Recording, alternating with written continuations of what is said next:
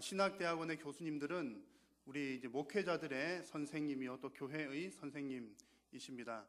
그래서 이제 몇 년 전에도 우리 교회 한번 방문을 하셨지만 제가 이제 우리 교수님 뵈면 제가 20년 전에 교수님께 이제 신학대학원에서 배웠습니다. 제가 느끼기로는 20년 전 모습이나 또 몇 년 전에 뵀을 때 모습이나 지금이나 똑같으신 것 같고요. 저는 이제 20년 전보다는 그때 정말 날씬했는데 제가 여러분 꼭 그때 제 사진을 구해가지고 한번 증명을 좀 해보이도록 하겠습니다. 저는 조금 변한 것 같고 교수님은 여전히 이제 그대로이신 것 같습니다. 교수님 이제 은퇴하신 이후에도 또 이렇게 가르치는 사역 또 많이 감당하셔야 될 터인데 또 오늘 또 말씀에도 은혜 받으시기 바라고 또 교수님 또 여러 사역을 위해서도 또 많이 기도를 해 주시기를 바랍니다. 오늘 예배가 마친 후에는 또 교사대학 총회에서 진행하는 교사대학 또 강사님으로 또 교사들에게 좋은 세미나 진행을 해 주시도록 하겠습니다. 오늘 교수님 목사님 나오셔서 기쁨을 주시는 예수님이라는 말씀으로 전해 주실 때 많은 은혜 받으시기 바랍니다. 목사님 나오실 때 우리 할렐루야로 환영하도록 하겠습니다. 목사님 나오시겠습니다. 할렐루야.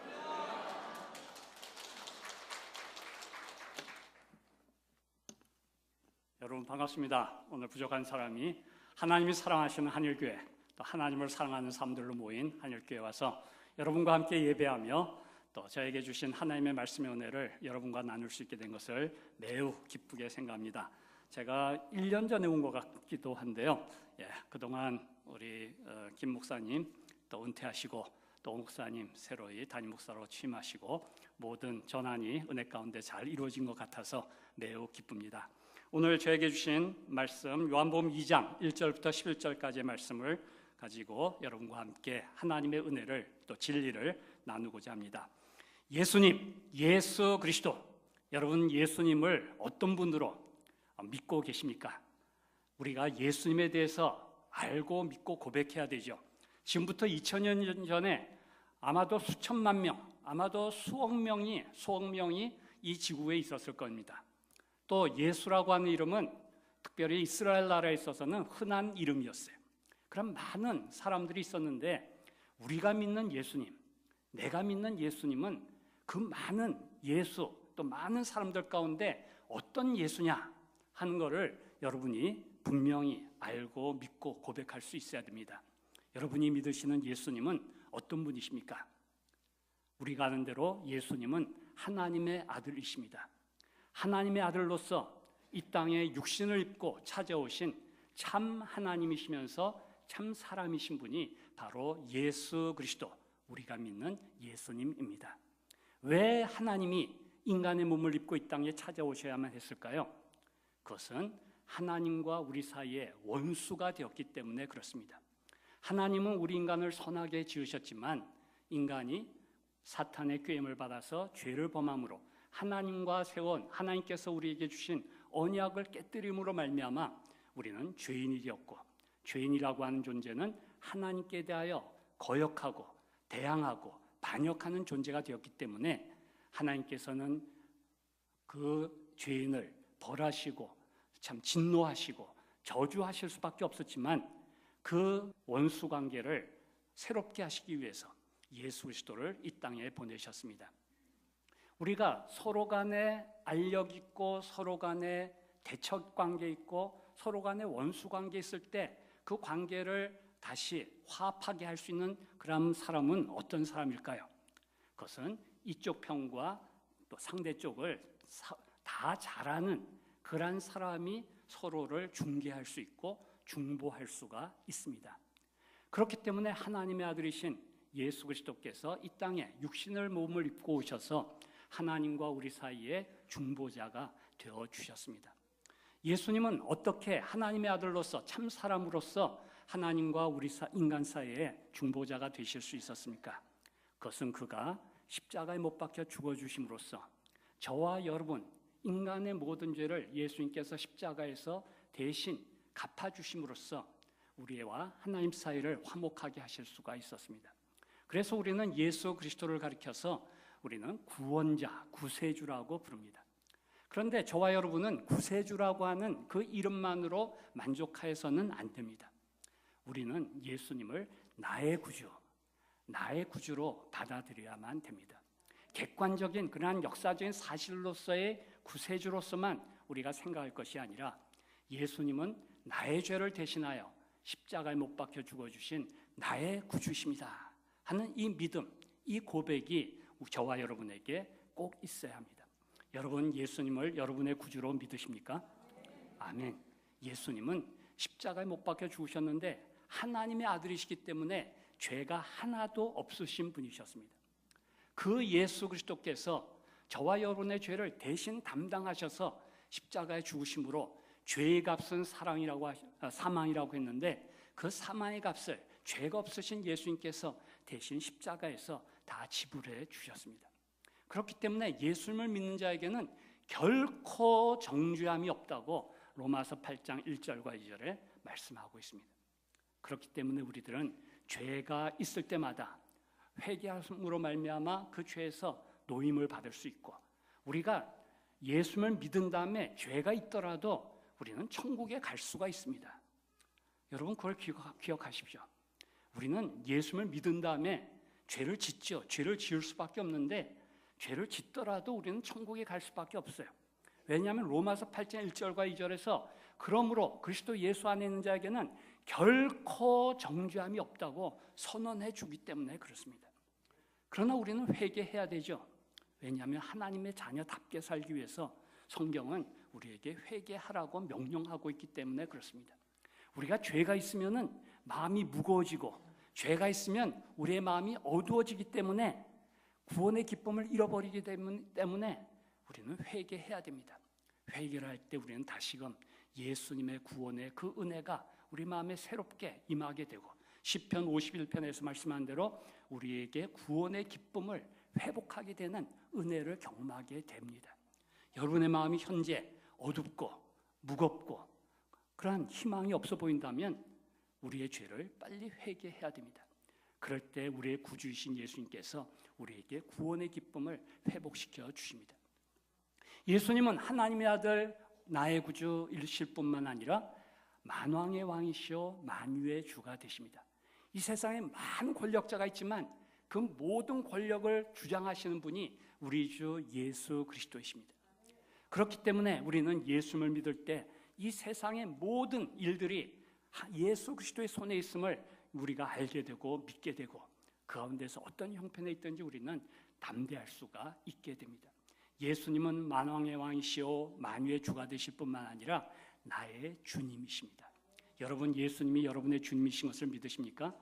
그렇다면은 여러분은 예수님께 절대적으로 복종해야 됩니다. 그러나 저와 여러분의 삶을 돌아보면은 절대적으로 복종하지 못하고 있는 많은 부분들이 있죠. 그렇기 때문에 우리는 회개해야 됩니다. 그리고 예수님의 말씀대로 절대적으로 순종하는 사람이 되기 위해서 우리는 자신을 드려야 합니다. 왜 우리 마음에 기쁨이 없고 자유가 없는가? 그것은 주님께 복종하지 않기 때문에 그러한 것입니다. 예수님은 우리의 주님이시기 때문에 나는 그의 종입니다. 그의 노예입니다. 또한 뿐만 아니라 예수님이 나의 주님이시라고 하는 의미는 무엇이냐면 그가 나를 책임져 주신다는 의미입니다. 그가 나를 책임져 주신다. 그렇기 때문에 주님의 말씀이 나에게 마음에 들지 않고 주님의 명령이 내가 순종하기 어렵게 느껴지지만 우리가 그의 말씀에 순종하고 내가 희생하고 헌신하고 그에게 복종할 때 내가 손해볼 것 같았지만 주님께서 나를 책임져 주시고 나에게 더 큰 은혜와 복으로 채워주십니다. 그렇기 때문에 순종할 마음이 생기게 되는 것입니다. 여러분이 예수님이 나의 주님이시라는 것을 믿고 그의 뜻에 순종하고 그의 뜻에 철저하게 헌신하고 복종해 나갈 때 주님이 나를 책임져 주시고 계시구나 하는 것을 경험하게 됩니다. 그런 경험 있는 사람은 순종하기가 쉬워지죠. 주님의 뜻이면 내가 순종하겠습니다 하는 모든 것을 내려놓고 주의 뜻을 따라 행할 수가 있게 됩니다. 아마 한일교회 성도님들은 그런 경험들이 많이 있을 것으로 생각합니다. 그렇기 때문에 우리가 예수님은 하나님의 아들, 나의 구주, 나의 주님이시다 하는 이 믿음을 가지고 우리 담대하게 기쁨으로 나아가는 우리가 되어야 하겠습니다. 제가 지난번에 왔을 때 말씀을 드린 것 같은데 우리 한국 사람들은 무슨 말을 많이 합니까? 죽겠다 그런 말을 많이 하죠. 죽겠다. 힘들어 죽겠다. 잠이 안 와 죽겠다. 사업이 안 돼 죽겠다. 죽겠다는 말을 많이 쓰는데 우리는 예수를 믿는 사람, 예수 그리스도를 믿는 사람은 죽겠다는 말 대신에 뭐라 그래야 돼요? 예, 살겠다. 그것도 좋은 말이지만 죽게 있다 그래야 돼요. 죽게 있다. 죽겠다, 죽게 있다. 별 차이가 없는 것 같지만 그 차이는 엄청난 것입니다. 죽겠다 이 말이 나오면은 점점 더 실망이 되고 낙심이 되고 좌절하게 됩니다. 그러나 이 문제도 죽게 있다, 죽게 있습니다 고백할 때 우리는 새로운 힘을 얻게 됩니다. 주님의 도우심을 경험하게 됩니다. 희망이 보이게 됩니다. 담대하게 됩니다. 주님이 주시는 지혜와 능력을 우리가 경험할 수가 있습니다. 오늘 말씀은 사흘째 되던 날 갈릴리 가나에 혼인잔치가 있는 자리에서 일어난 일이라고 말씀하고 있습니다. 우리 교단의 가정사역으로 유명하신 송기론 목사님이란 분이 계십니다. 송기론 목사님이 책을 여러 권 쓰셨어요. 그런데 그 중에 한 권의 책의 제목이 이렇습니다. 낙하산과 얼굴은 펴지지 않으면 죽는다. 좀 끔찍한 그런 제목이죠. 낙하산과 얼굴은 펴지지 않으면 죽는다. 이 공수부대원이 이 낙하산을 등에 지고 비행기를 타고 높이 올라가서 점프를 했는데 낙하산을 줄 당겨도 펴지지 않는다면 그는 땅에 부닥쳐서 그만 죽고 말 것입니다. 그런데 우리의 얼굴이 펴지지 않으면 살아있으나 죽은 사람과 별 다를 것이 없다는 것입니다. 우리 얼굴은 펴져야 인생을 살맛이 나고 우리 인생에 정말 가치가 있는 의미가 있는 그러한 일들을 이루어갈 수가 있습니다. 그렇기 때문에 우리는 얼굴이 펴져야 합니다. 그런데 마음에서 기쁨이 없이 얼굴이 펴지려고 그러면은 그것처럼 고통스러운 일이 없어요. 그래서 어떤 직업이 있습니까? 감정 노동자가 있잖아요. 감정 노동자. 감정 노동자는 백화점에서 일하시는 분들, 특별히 어디에서 안내하고 그러시는 분들은 억지로 마음에 고통이 있고 힘들지만 억지로 얼굴을 펴야 되니까 그게 스트레스가 돼가지고 집에 가면은 굉장한 고통을 겪는다 그러죠. 그렇기 때문에 우리는 우리의 마음에 기쁨이 있을 때 얼굴이 펴져야지 정말 정상적인 그러한 사람이 될 수가 있습니다.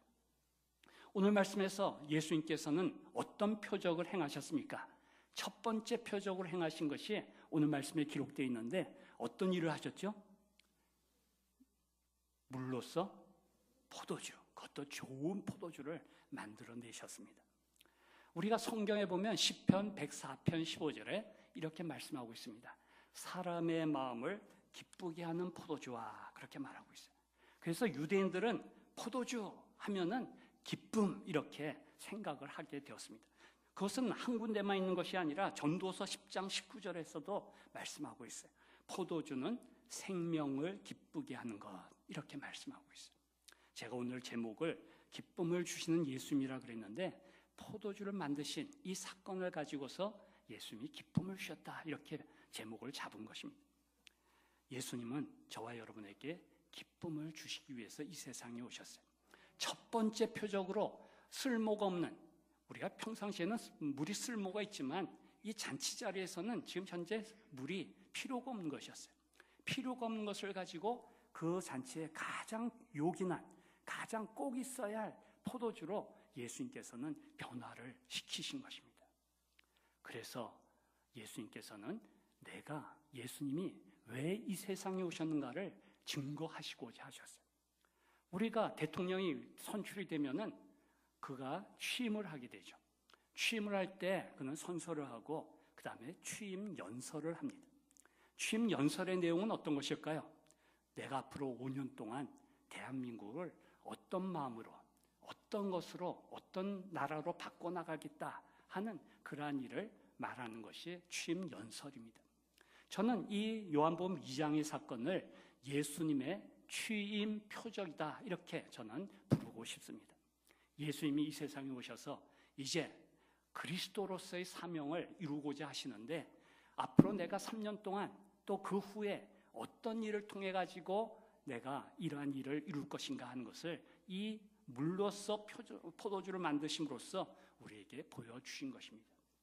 예수님께서는 우리 인생, 저와 여러분의 인생을 물과 같은 인생을 포도주와 같은 인생으로 바꾸고자 하시는 것입니다. 예수님은 첫 번째로 고린도후서 5장 17절을 보면은 이렇게 말씀하고 계십니다. 고린도후서 5장 17절, 그런즉 누구든지 그리스도 안에 있으면 새로운 피조물이라. 이전 것은 지나갔으니 보라 새 것이 되었도다 말씀합니다. 저와 여러분을 본질을 바꿨다는 것입니다. 신분을 바꿔주셨다는 것입니다. 여러분 이것을 기억하십시오. 예수님이 이 세상에 오시고 저와 여러분 한 사람 한 사람의 마음에 오셔서 신분을 바꿔주셨다는 것입니다. 물과 같은 저 우리 인생을 포도주와 같은 인생으로 바꾸어 주셨다는 것입니다. 보라 이전 것은 지나갔으니 새 것이 되었도다. 우리가 기쁨을 잃어버리는 이유가 무엇입니까? 나의 정체성, 내가 누구인가 하는 것을 잘 알지 못하기 때문에, 알았더라도 죄 때문에 잊어버리게 되었기 때문에 우리는 정체성을 잃어버리고 다시 실망하고 낙심하고 좌절하고 절망하는 자리에 빠지게 되는 것입니다. 여러분은 언제 어디서나 내가 어떤 존재인가를 기억해야 됩니다. 예수 그리스도께서 이 땅에 오셔서 저와 여러분을 대신하여 십자가에 못 박혀 죽으시고 죽으실 뿐만 아니라 부활하셔서 만왕의 왕 만유의 주, 하늘과 땅의 모든 권세를 가지신 분이시기 때문에 우리의 신분을 바꿔주셨습니다. 그래서 죄인의 자리에서 의인의 자리로, 마귀의 종로를 타던 데서 하나님의 아들, 딸로 우리의 신분을 바꾸어 주셨습니다. 바꾸어 주실 것이 아니라 예수님을 믿는 그 순간 우분이 바뀌어진 것입니다. 그렇기 때문에 우리는 기뻐할 수가 있습니다. 예수님께서 나의 신분을 변화시키셔서 죄인에서 의인으로 의롭다 하시는 그 은혜를 우리에게 주셨기 때문에 우리는 하나님의 은혜의 보좌 앞에 담대히 나갈 수 있고, 하나님이 우리의 아버지가 되셨기 때문에 우리는 그 가운데서 담대하게, 지혜롭게, 능력 있게 이 세상을 살아갈 수 있는 존재가 되었습니다. 그렇기 때문에 우리는 기뻐할 수 있습니다. 어떤 어려움 가운데서도, 어떤 괴로움 가운데서도, 어떤 슬픔 가운데서도 주님이 주시는 위로와 평강과 소망과 지혜와 능력을 덧입어서 담대하게 한 걸음 한 걸음씩 천국을 향하여 나아가는 거룩한 나그네로서의 삶을 살아갈 수가 있습니다.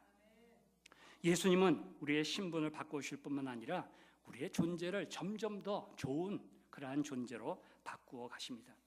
포도주는 오래되면 오래될수록 더 좋은 포도주가 되죠. 그와 같이 우리가 예수님을 믿음으로 말미암아 좋은 포도주가 되었는데, 세월이 흐르면 흐를수록 우리는 그리스도와 연합하고 그리스도와 동행하는 가운데 점점 더 풍성한 좋은 포도주로 변화되어 가는 것입니다. 특별히 고린도서 4장 16절에 보면 이렇게 말씀하고 있습니다. 그러므로 우리가 낙심하지 아니하노니 우리의 겉사람은 낡아지나 우리의 속사람은 날로 새롭도다. 날로 새롭도다. 우리 인생이, 우리의 신체가 언제가 제일 피크인지 아십니까? 그것은 20세에서 25세 사이라 그래요. 20세에서 25세 사이가 우리 신체적으로는 가장 피크가 되고 그 후부터는 내리막길로 나아간다는 것입니다.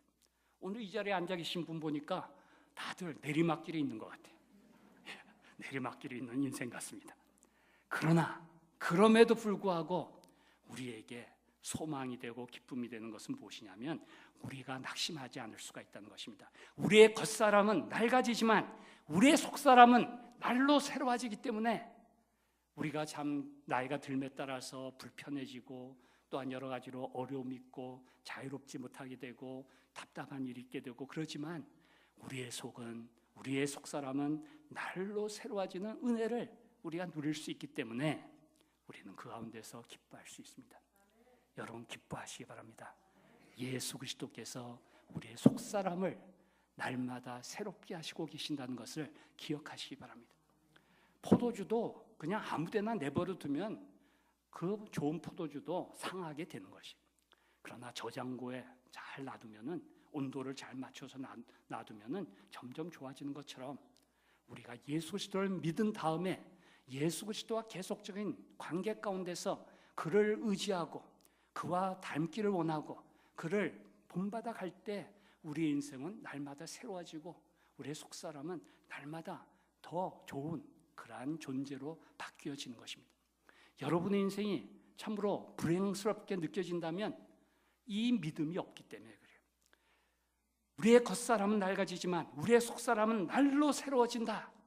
이 진리의 말씀을 내가 믿지 않기 때문에, 이 말씀과 동떨어져서 주님과 아무런 관계없이 내가 하나님의 사람이 되었음에도 불구하고 주님과 관계없이 살아가게 될 때 우리의 겉사람이 낡아지는 것처럼 우리의 속사람도 날마다 힘을 잃고 기진맥진하고 날마다 참 탄식을 하는 그러한 인생으로 전락되고 마는 것입니다. 오늘 하늘교회 성도님들 가운데 혹시 그러한 형편에 있는 분은 안 계십니까? 여러분이 치매라면은 이해할 수 있어요. 치매라면 이해할 수 있어요. 그렇게 하실 수도 있어요. 병이니까 이해할 수 있어요. 그러나 정신이 온전함에도 불구하고 내 인생에 대해서, 내 팔자에 대해서 탄식하고 한탄하고 이렇게 살아가신다면 그거는 믿음이 없는 사람이에요. 우리는 이 시간 믿음을 붙들어야 됩니다. 예수 그리스도 안에 내가 있기 때문에 우리가 낙심하지 않는다. 나는 낙심하지 않는다. 나의 겉사람은 낡아지지만 나의 속사람은 날로 새로워져서 주님의 은혜를 경험하면서 참으로 하나님을 배울 날이 점점 가까워진다는 것을 인해서 기뻐하고 소망을 가지고, 또한 내가 사는 동안 하나님께서 나와 함께 하시면서 나에게 일을 맡겨주시고 그 일을 할 수 있게 하신다고 하는 이 사실을 기억하고 우리는 우리 속에 날마다 새로워지는 은혜를 경험할 수가 있습니다. 얼마나 기쁩니까? 그렇기 때문에 우리의 얼굴이 펴지지 않을 수가 없는 것이, 주님이 나의 존재를 바꾸셨을 뿐만 아니라 우리의 속을 날마다 새롭게 해주시니까 감사하고 기뻐하고 찬송하고 나아갈 수가 있습니다. 물론 우리가 인생이기 때문에 순간적으로 낙심할 수 있어요. 순간적으로 슬퍼할 수 있어요. 순간적으로 내 인생이 왜 이런가 좀 의심스러운 마음이 들 수도 있습니다. 그러나 그것이 오래가는 것은 믿음이 없는 것이에요. 우리는 바로 아닙니다, 이 문제도 죽게 있습니다 고백하면서 담대하게 살아갈 수가 있습니다. 세 번째로 왜 우리는 기뻐하고 감사할 수 있습니까? 에베소서 2장 10절에 보면 이렇게 말씀하고 있습니다. 우리는 그가 만드신 바라 그리스도 예수 안에서 선한 일을 위하여 지으심을 받은 자니 이 일은 하나님이 전에 예비하사 우리로 그 가운데서 행하게 하려 하심이니라 말씀하고 있습니다. 나이가 아무리 늙어도 많아도 하나님께서 하실 일을 맡기신 것이 있는 것이에요. 여러분 그걸 기억하십시오. 내가 나이가 많아서 내가 참 힘이 이제 더 이상 없어서 할 일이 없다 이렇게 생각하시는 것은 믿음이 없는 것이에요. 주님은, 우리 예수 그리스도께서는 어떤 형편에 우리가 있든지 우리에게 일을 맡기십니다. 일 중에 가장 중요한 일, 가장 큰 일은 무엇이겠습니까? 일 중에 가장 큰 일은 무엇이겠습니까? 가장 중요한 일은 무엇이겠습니까? 그것은 기도하는 일입니다. 기도하는 일. 사람이 일하면 사람이 일하는 것이에요. 그러나 사람이 기도하면 하나님이 일하시는 것이에요. 그렇기 때문에 기도보다 더 중요한 일이 없어요. 여러분이 기도할 때 하나님께서 일하심으로 교회가 든든히 서갈 수가 있는 것이에요. 여러분이 기도할 때 여러분의 자녀들이 하나님의 복을 받을 수가 있는 것이에요. 그렇기 때문에 내가 나이가 많다, 내가 늙었다, 내가 정말 기력이 없다, 그래서 하나님의 일을 할 수 없다, 그런 것은 잘못인 것이에요. 그래도 나는 기도할 수 있다. 하나님의 가장 중요한 일, 기도할 수 있기 때문에 나는 하나님의 쓰임받는 존재이다 하는 것을 우리가 기억해야 합니다. 예수님께서는 오늘 말씀을 통해서 우리 인생이 어떻게 변화되었는가를 우리에게 가르쳐 줍니다. 물과 같은 존재에서 포도주와 같은 존재로 바꾸어 주십니다.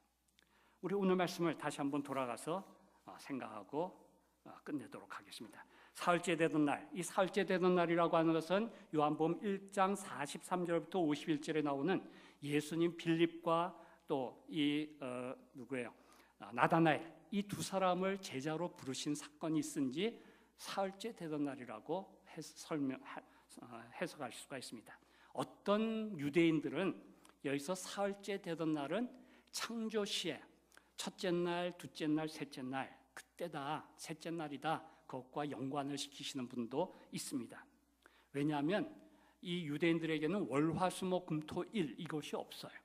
그것이 없고 첫째 날, 둘째 날, 셋째 날 이렇게 되어 있기 때문에 여기서 사흘째 되는 날, 이 셋째 날이라고 하는 것을 해석을 합니다.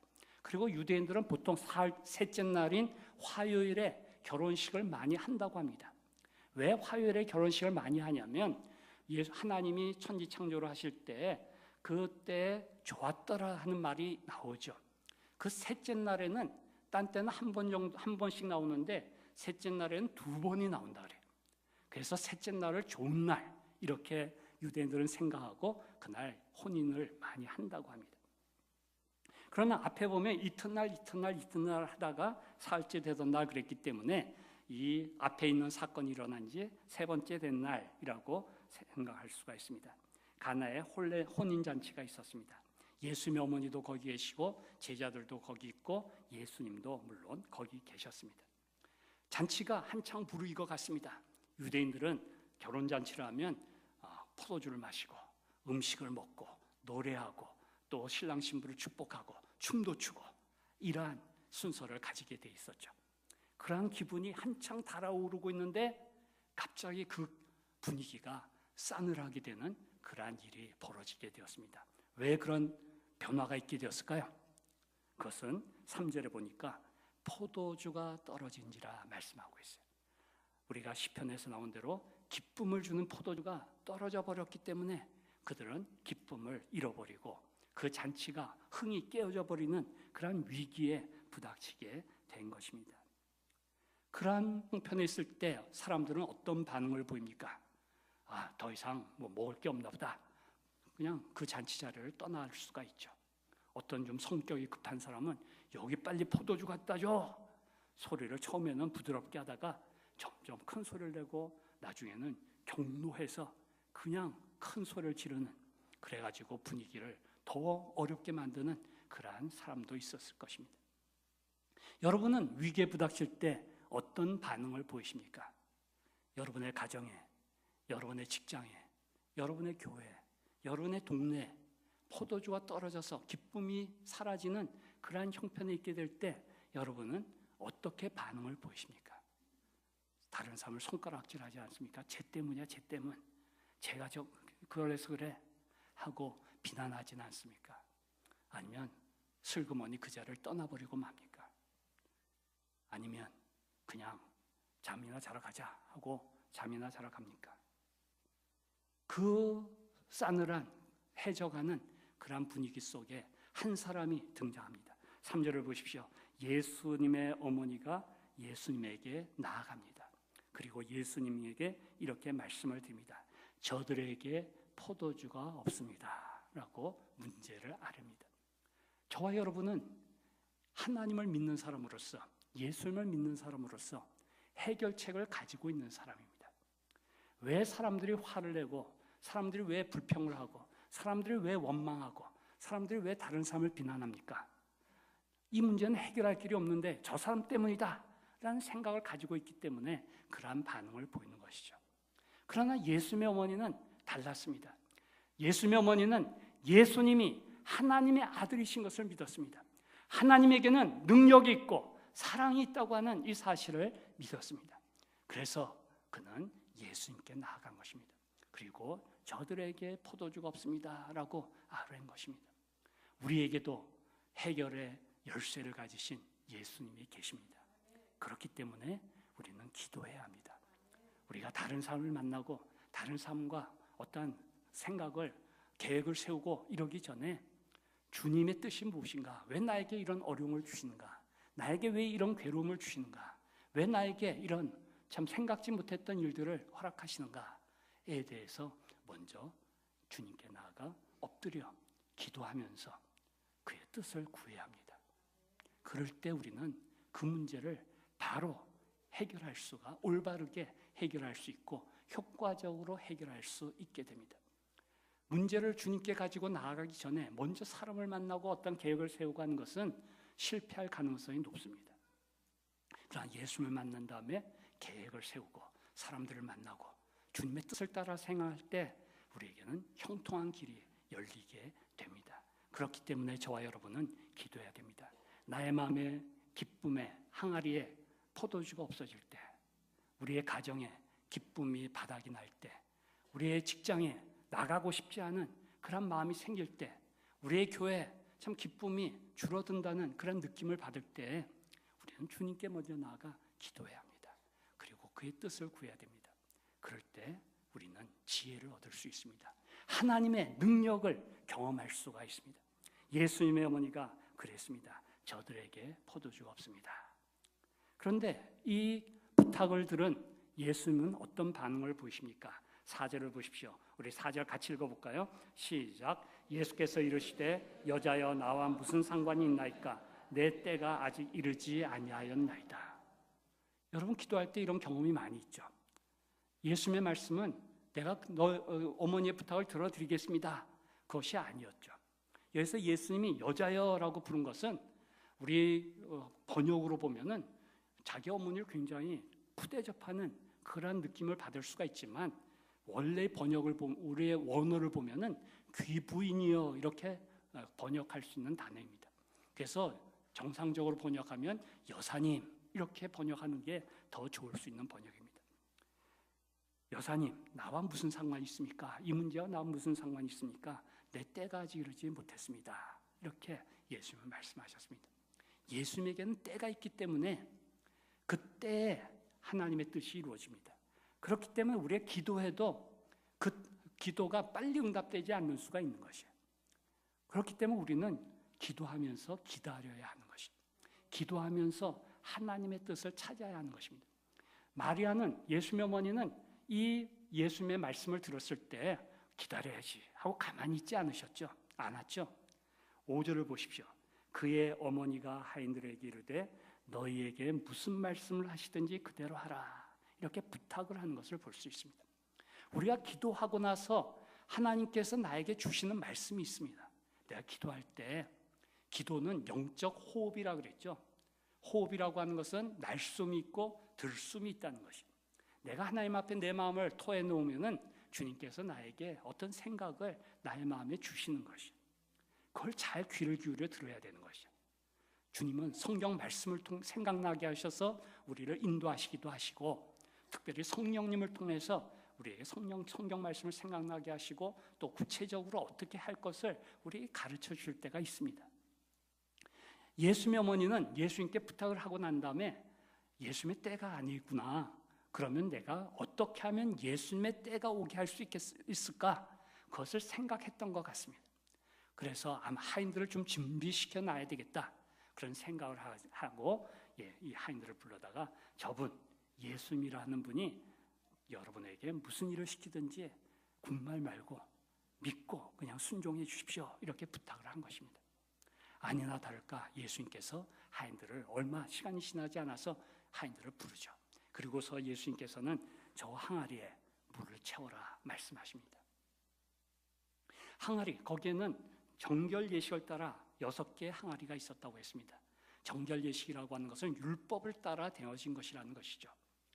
율법이라고 하는 것은 존 스타트라고 하는 성경학자는 이 정결 예식에 쓴 항아리에다가 예수님이 물을 채우라고 하신 이유는 구약 율법의 부족함을 채워주시는 분이 예수님이라는 것을 증거하기 위함이다. 이렇게 해석을 하고 있습니다.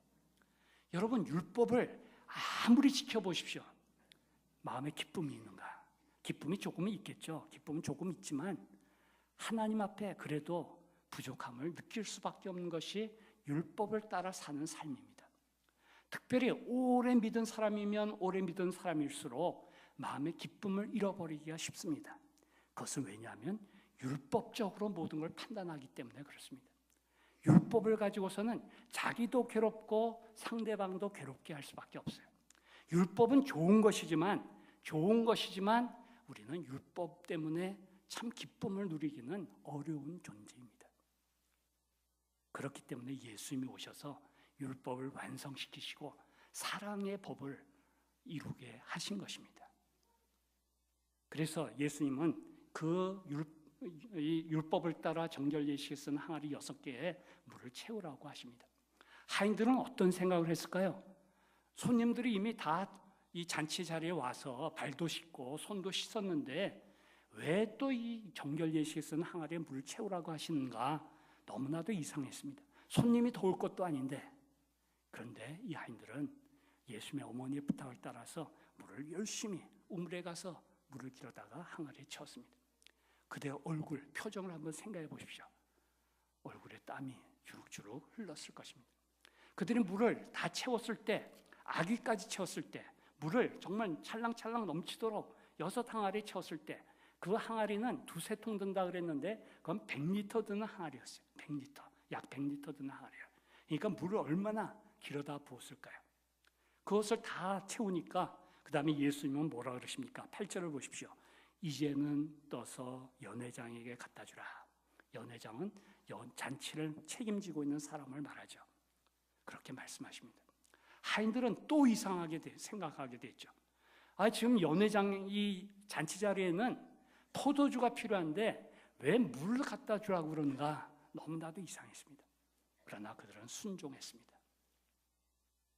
그랬을 때 기적이 일어났습니다. 물이 변하여 좋은 포도주가 되었습니다. 기적은 언제 일어납니까? 여러분이 하나님의 영광을 보기를 원하십니까? 언제 하나님의 영광을 볼 수 있습니까? 우리가 기도할 때, 우리가 말씀에 순종할 때 하나님의 기적이 나타나는 것입니다. 마리아가 기도하고 하인들이 순종했을 때 물이 변하여 좋은 포도주가 되었습니다. 여러분의 가정에, 여러분의 마음에, 여러분의 직장에 좋은 포도주가 풍성한 그러한 장소가 되기를 원하십니까? 기도하시기 바랍니다. 말씀대로 순종하시기를 바랍니다. 오리를 가자고 하면 십리를 가고, 속옷을 가지려고 하면 겉옷을 내어주고, 오른편 뺨을 때리면 왼편 뺨을 내어주는 그러한 일을 하시기 바랍니다. 물론 우리가 따질 건 따져야 되죠. 요한복음 18장에 보면 예수님도 한 대 맞으시고 나서 따지는 것을 볼 수 있어요. 그래서 따질 땐 따져야 됩니다. 그러나 따지기 전에 기도하세요. 기도하고 이게 따지려야 될 문제인지 안 따져도 되는 문제인지 내가 그냥 덮고 가야 되는 문제인지 잘 판단하셔가지고 그렇게 하시기 바랍니다. 기도와 순종, 그것이 우리에게 좋은 포도주가 풍성한 잔치의 자리로 우리를 인도하게 됩니다. 기도하시기 바랍니다. 순종하시기 바랍니다. 그럼으로써 여러분의 마음에 포도주가 넘치는, 여러분의 가정이 기쁨이 넘치는, 여러분의 직장이 정말 여러분으로 말미암아 좋은 직장, 서로 존경하고 서로 사랑하고 돕는 그런 직장으로 바꿔 나가시기 바랍니다. 한일교회가 좋은 교회임이 틀림이 없습니다. 더 좋은 교회, 더 기쁨이 넘치는 그런 교회가 되기 위해서 기도하며 또한 순종하시는 가운데 하나님의 이름을 높여드리는 여러분이 되시기를 주의 이름으로 축원합니다. 다 같이 기도하시겠습니다.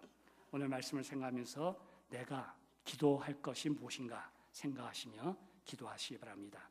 또 내가 순종해야 될 것이 무엇인가, 특별히 내가 이웃을 섬기는 사람으로서 어떻게 살아야 될 것인가 생각하시고 그 기도 제목을 따라서 기도하시기 바랍니다. 다 같이 기도하시겠습니다.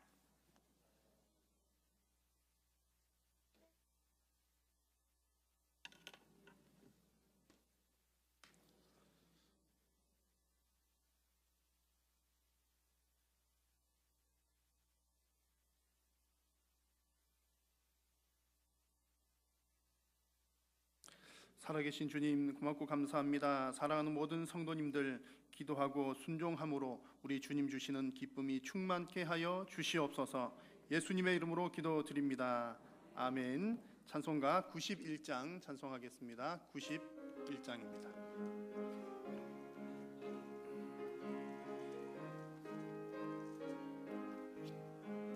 슬픈 마음 있는 사람 예수 이름 믿으면 영원토록 변함없는 기쁜 마음 얻으리.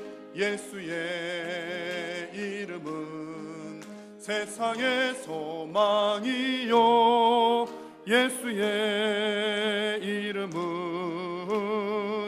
전국의 기쁨일세. 거룩하신 주의 이름 너의 방패 삼으라. 환난 시험 당할 때에 주께 기도드려라.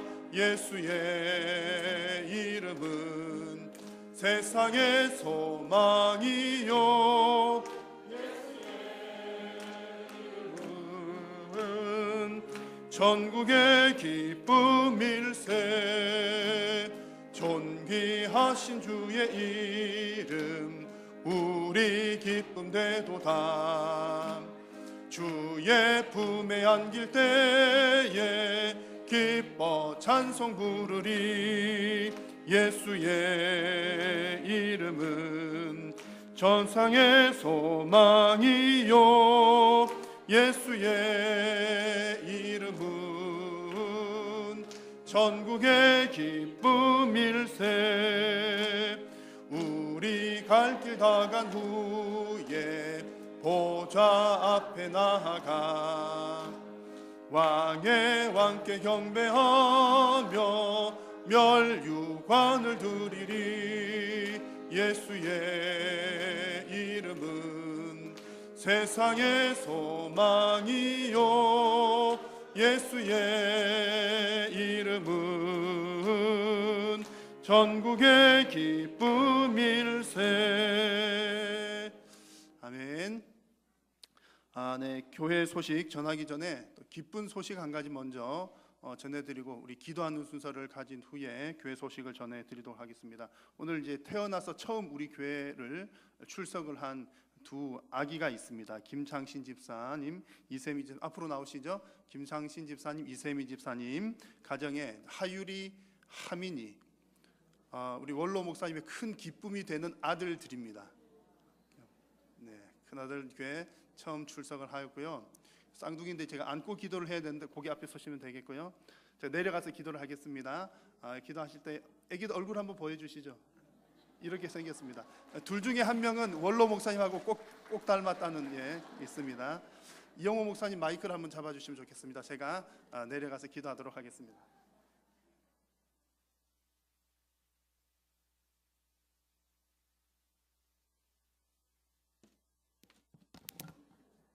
제가 안고 기도를 해야 될 텐데 이제 둘이니까 제가 손을 얹고 우리 하율이, 하민이 그렇습니다. 하율이, 하민이 한 분은 목사님하고 똑같이 생겼습니다. 원로 목사님. 자, 우리 아이들 손 얹고 축복 기도할 때에 여러분 같은 마음으로 기도해 주십시오. 살아계신 우리 주님 참 고맙고 감사합니다. 우리 하율이, 하민이 이 세상 가운데 하나님의 뜻을 따라 보내어 주시고 하나님이 가정에 기쁨이 되게 하시며 또한 하나님의 기쁨이 되게 하시니 감사합니다. 하나님 오늘 처음 교회 나왔는데 평생을 주님을 예배하는 참된 예배자로 기쁨의 예배자로 하나님의 귀한 아들들로 붙들어 주시옵소서. 이 아이들이 자라면서 좋은 사람 좋은 환경 가운데 믿음 가운데 잘 자랄 수 있도록 인도하여 주시고 하나님 이 땅 가운데 살아가는데 필요한 모든 것들 하나님 풍성하게 채워 주옵소서. 하율이와 하민이를 양육하는 우리 김창신 집사님, 이세미 집사님 귀한 두 부부에도 은혜를 베풀어 주시고 믿음의 자녀들을 하나님 정말 믿음 가운데 하나님 말씀대로 잘 양육할 수 있도록 하나님 힘도하여 주시옵소서. 자녀들을 통하여 가정에는 더욱더 큰 기쁨이 넘치게 하시고 하나님 쓰시고자 하는 대로 귀한 아들들 주님 키워 주시옵소서. 하나님께서 귀한 믿음의 가정을 통하여 크게 영광 받아 주시옵기를 간절히 비옵고 가정 가운데 건강과 또 물질과 영육 간의 풍성한 복으로 함께 하시옵기를 간절히 비오며 우리 구주 예수님의 이름으로 축복하며 기도하옵나이다. 아멘. 다시 한번 축하의 박수 해주시기 바랍니다. 축하드립니다.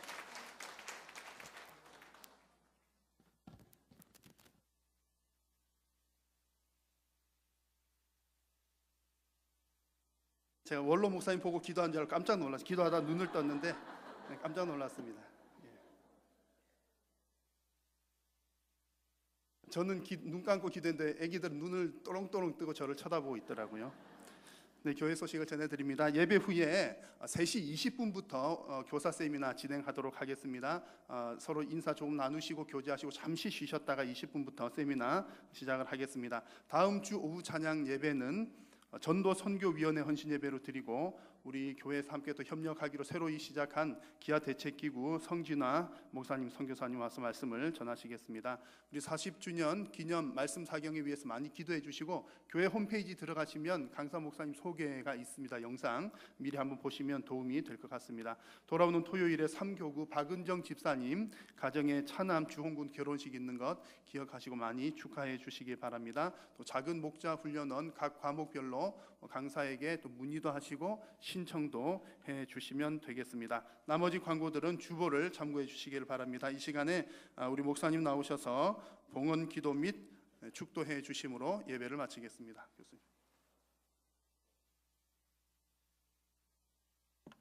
하나님 아버지 감사합니다. 우리에게 허락하신 너무나도 놀라운 그러한 은혜를 우리가 확인하고 또 확신하면서 또 그 은혜에 감사해서 주님께 우리의 가진 것 일부를 드렸습니다. 이 헌금을 통하여서 하나님의 영광을 더 널리 더 크게 나타내 보여주시고, 이를 통하여 하나님의 이름만이 높임을 받으시옵소서.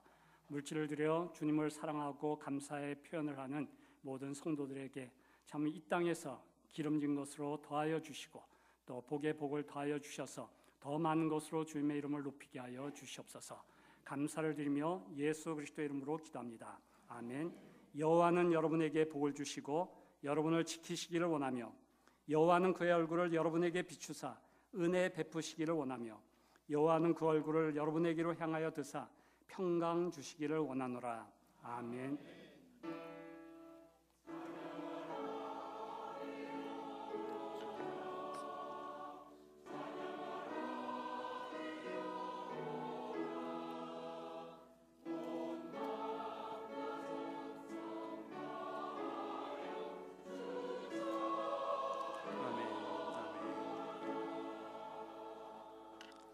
아멘. 예배를 마쳤습니다. 서로 이렇게 축복하면서 인사하고 돌아가겠습니다. 기쁨 충만한 한 주간 되십시오. 기쁨 충만한 한 주간 되십시오.